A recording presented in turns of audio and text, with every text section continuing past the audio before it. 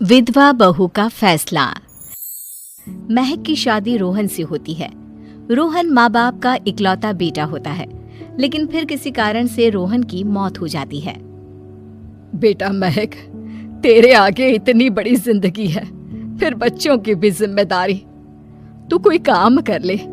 मैं तो कहती हूँ रोहन के ऑफिस में ही बात कर ले, शायद तेरे लिए कोई काम निकल आए। हाँ माँ जी, मैं भी यही सोच रही थी, लेकिन कैसे बात करूं, किससे बात करूं, कुछ समझ में नहीं आ रहा। अब वो क्या नाम था रोहन का जो दोस्त हुआ करता था, पहले तो बड़ा आता था हमारे घर। राकेश की बात कर रहे हैं? पर वो तो रोहन के बाद से कभी आया ही नहीं, पता नहीं कहाँ है वो। आया था, एक नहीं कई बार आया था, लेकिन मैंने बाहर से ही भेज दिया। घर के अंदर झांकता रहता था, मुझे ठीक नहीं लगा। अरे आपको तो पता नहीं क्या ठीक लगता है और क्या नहीं। उसका नंबर है मेरे पास, मैं आज ही फोन करती हूँ। सास राकेश को फोन लगाती है और शाम को घर आने का न्योता दे देती है। अरे आंटी, ओहो भाग्य हमारे कि आपने घर बुलाया। मैं तो कई बार आया, लास्ट टाइम तो अंकल से मुलाकात भी हो गई थी। हाँ, वो हम लोगों को निकलना था ना कहीं उस वक्त। अरे छोड़ो ना बेटा, बोलो क्या लोगे? आपकी बहू। क्या बकवास कर रहे हो राकेश?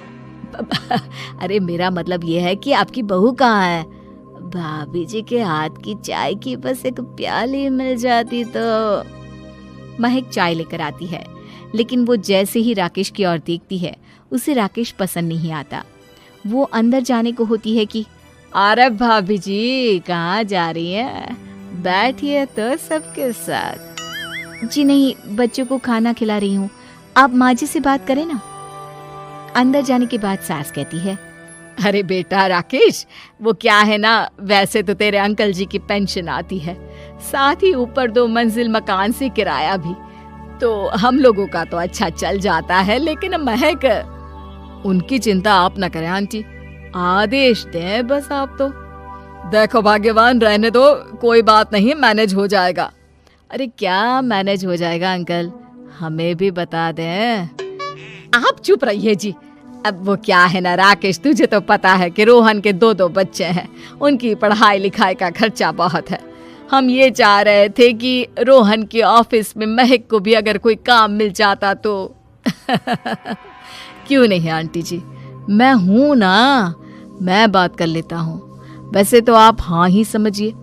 महक भाभी को बोल देना कि कल तैयार रहें मेरे साथ ऑफिस चलने के लिए। मैं मालिकों से मिलवा दूंगा उन्हें। महक अंदर से सब सुन रही थी। अच्छा आंटी जी, तो चलता हूँ, कल आ जाऊंगा। अच्छा भाभी जी, तैयार रहिएगा कल। राकेश तो चला जाता है, लेकिन ससुर सास पर बरस पड़ते हैं। मुझे ये आदमी एक पैसे का पसंद नहीं है। तुम इसे बोल दो कि हमें कहीं नहीं करवानी बहू से कोई नौकरी। अरे क्यों नहीं करवानी? सारा पैसा मैं इसके बच्चे और इसी पर उड़ा दूंगी, तो मेरी बेटी को क्या दूंगी? जरूरत क्या है तुम्हारी बेटी को तुम्हारे पैसे की? अरे वो तो पहले ही बड़े पैसे वाले घर की बहू है। अपनी बहू की सोचो जो अब तुम्हारी बेटी जैसी है। बच्चे रोहन की आखिरी निशानी है। अरे अपना भाषण अपने पास रखो।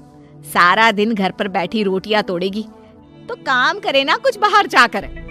बहू सब सुन रही होती है।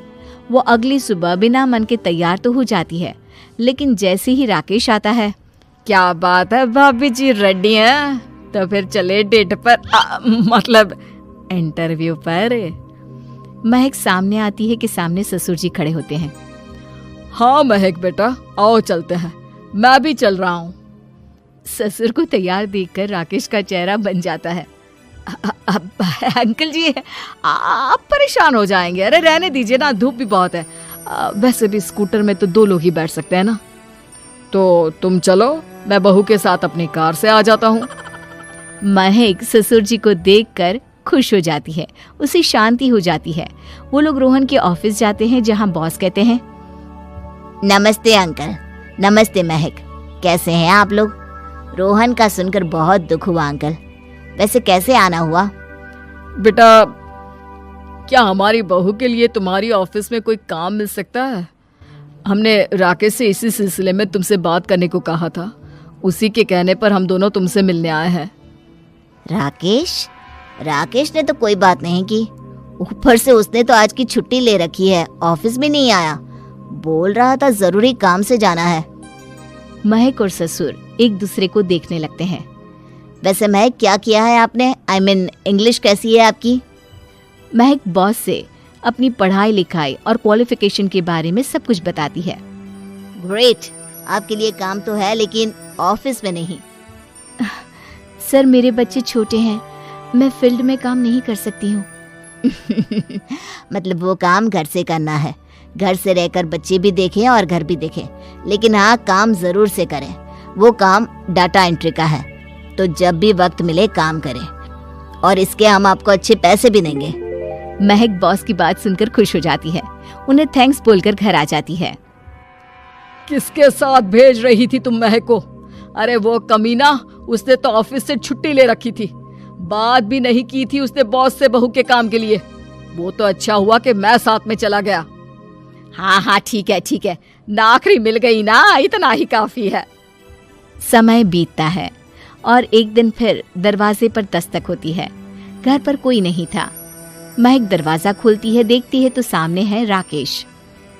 नमस्ते भाभी जी। नमस्ते, घर पर कोई नहीं है, आप कल आइएगा। अरे कैसी बात कर रही हैं भाभी जी, हम तो आपकी मदद के लिए आए हैं। वो क्या है ना, अंकल जी का फोन आया था कि आपको किसी मदद की जरूरत है। महक को आश्चर्य होता है कि उसके ससुर ने राकेश को फोन क्यों किया। वो ससुर जी को फोन करती है लेकिन फोन नहीं लगता। नहीं, हम लोगों को किसी भी चीज की जरूरत नहीं है, आप जा सकते हैं। अच्छा, एक कप चाय तो पिला दीजिए। महक चाय लेकर आती है। चाय पीने के बाद, रोहन मेरा बहुत अच्छा दोस्त था, उसने मुझसे कहा था कि वो रहे ना रहे उसके घर वालों का, खास करके आपका ख्याल मुझे ही रखना है, तो मैं कल फिर आऊंगा भाभी जी। नहीं, माता पिताजी है नहीं, वो 4-5 दिन बाद आएंगे, आप उन लोगों के आने के बाद ही आइएगा। मुझे ये सब ठीक नहीं लगता। अरे छोड़िए ना भाभी जी, लोगों का तो काम है कहना। मेरा मतलब है वो तो बोलते ही रहेंगे। आता हूँ मैं कल। महक को अब गुस्सा आ जाता है। हमेशा शांत और मधुर बोलने वाली महक पहली बार जिंदगी में फैसला लेती है, और फैसला होता है राकेश को सबक सिखाने का। बड़े बेशर्म हैं आप, किसने कहा आपको कि आप आए? अरे भैया, साफ साफ बोला ना कि नहीं जरूरत है किसी की मदद की, मैं अकेले सक्षम हूँ अपना घर संभालने के लिए।